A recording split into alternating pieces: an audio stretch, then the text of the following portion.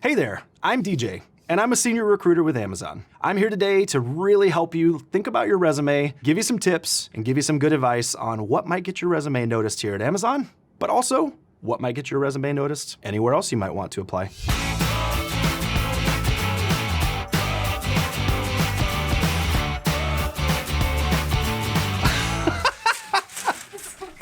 So here at Amazon, we get thousands of resumes on a monthly basis. A question I always get is, how long should my resume be? My advice, no more than 2 pages. More than 2 pages, it just gets a little wordy. Now, if you're a tenured individual and you've got a lot of experience, feel free to do a little more than 2 pages, but also keep in mind, more than 2 pages may be something that turns your reader off. Pictures on your resume?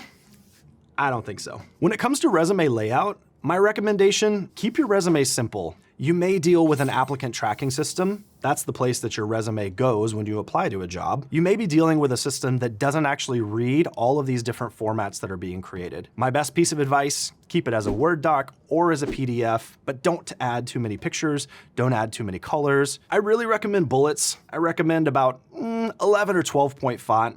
I'm really looking for Calibri, Times New Roman, something that's really easy to read. I don't need papyrus.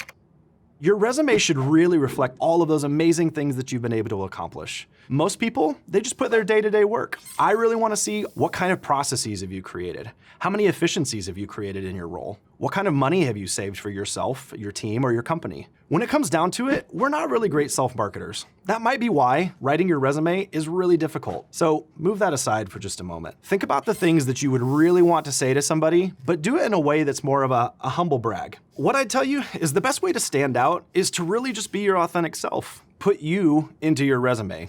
One thing that I would tell you is really make sure you get a lot of eyes on your resume before you actually submit it to a job. A surefire way to make me stop reading your resume and move on to the next one is if you have misspelled words. Use spell check. Have your friends review it. Have your family review it. If you know a recruiter, ask them to review it. Now, you could actually go and find and hire a resume writer for you. That's an option. Just be sure it's somebody that has good experience, somebody that you've maybe checked their references. You can also sign up for classes potentially. There's also YouTube videos that you can watch.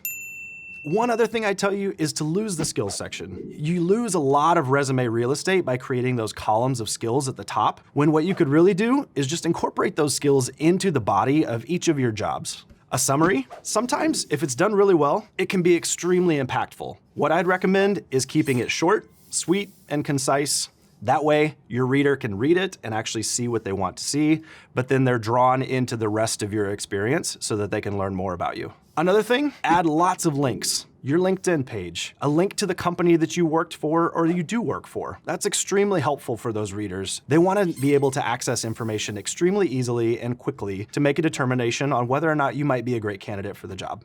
Another tip I'd give you, put a couple of sentences underneath each of your jobs about what the company is. What do they do? Where are they located? What kind of presence do they have in their market or in their industry? That's really helpful information for your resume reader to know. One thing you may want to think about is your LinkedIn page. You've got so much more room there to actually put tons of great information and content. Oh yeah, recruiters look at LinkedIn profiles all the time. That's very important. Another great tip, make sure you link your LinkedIn profile to your actual resume. It's gonna be nice to put it up right there at the very top. That way someone can click on it and go to your LinkedIn page very quickly. But at the same time, I wouldn't necessarily link all of your social media profiles to your resume.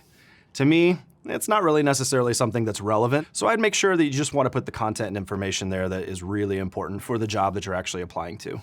Actionable words can be important. Build, create, develop. Those are things that definitely get someone's attention. However, be sure you back that up with something that you actually built, with something that you actually created or developed. Along with that, make sure you put the data in there. Percentages, numbers of dollars earned, money saved, efficiencies created, all kinds of things like that are gold when it comes to a resume. There's some questions that I get as well around things like, what kind of information is super relevant at this point that I need to be sharing? Some things that I would tell you is, if you've been in your career for 20 years, nobody needs to know about your internship. Likewise, I don't need to know your dog's name. I have my dog's name on my resume. You do not. Yes, I do. Do you? Yeah.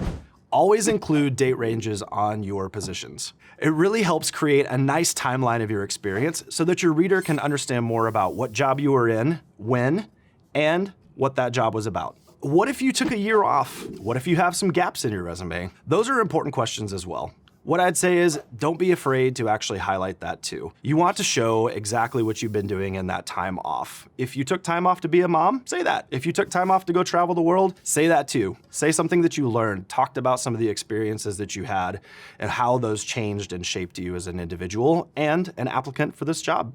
One other thing I'd say is that outside interests, swimming, hiking, biking, whatever it may be, I think that's actually pretty cool. I like getting to know you as an applicant and what you are going to bring to the table in a lot of different ways. What do you save your resume as? Like, what do you actually name it on your computer? Is that gonna be weird when it shows up in the applicant tracking system?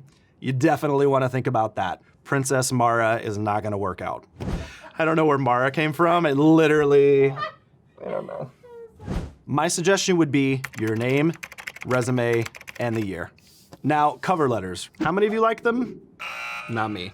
One other thing that I'd recommend doing is to network, create opportunities for yourself. Reach out to that hiring manager, reach out to that recruiter on LinkedIn, not off of YouTube. Hi.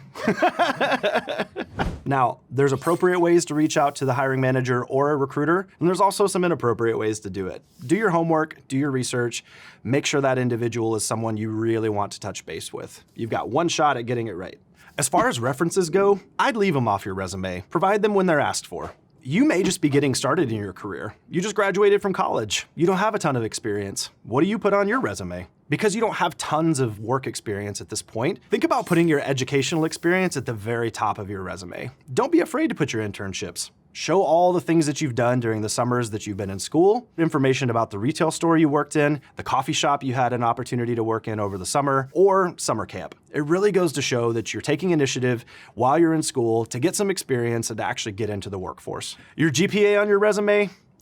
Give or take. It could be really important for a hiring manager. It might not be as important for a recruiter. I'll leave that up to you. You do want to tailor your resume for the job that you want. When I say that, what I mean is not a specific job necessarily at one company that you're looking to apply for, like Amazon, but make sure that you are actually creating your resume where it's broadly usable for lots of different opportunities. These tips are not just applicable for Amazon. There's a lot of great information here that you can take to lots of other opportunities and lots of other companies. Thank you so much for watching. Here's a link to all of our open jobs. I look forward to reading your resume, hopefully very soon. You got this.